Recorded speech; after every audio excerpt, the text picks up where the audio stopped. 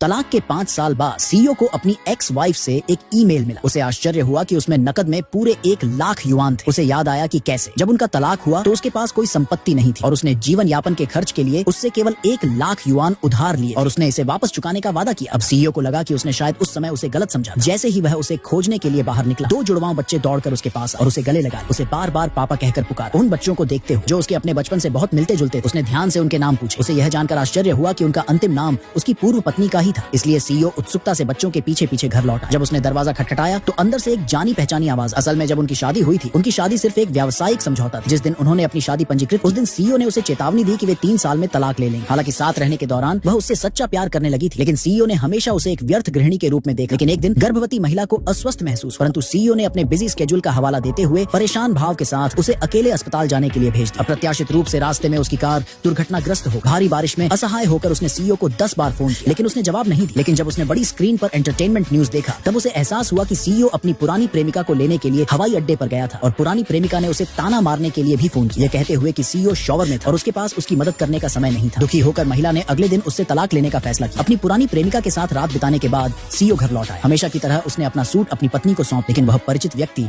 अब वहाँ नहीं था। उसने उसे बाहर आने का आदेश दिया, लेकिन उसके सहायक ने उसे तलाक के कागजात थमा दिए। जब उसे पता चला कि उसकी एक्स वाइफ को कोई मुआवजा नहीं मिला है, बल्कि उसने बच्चों के लिए सिर्फ 1 लाख युआन उधार लिए हैं, तो उसे आखिरकार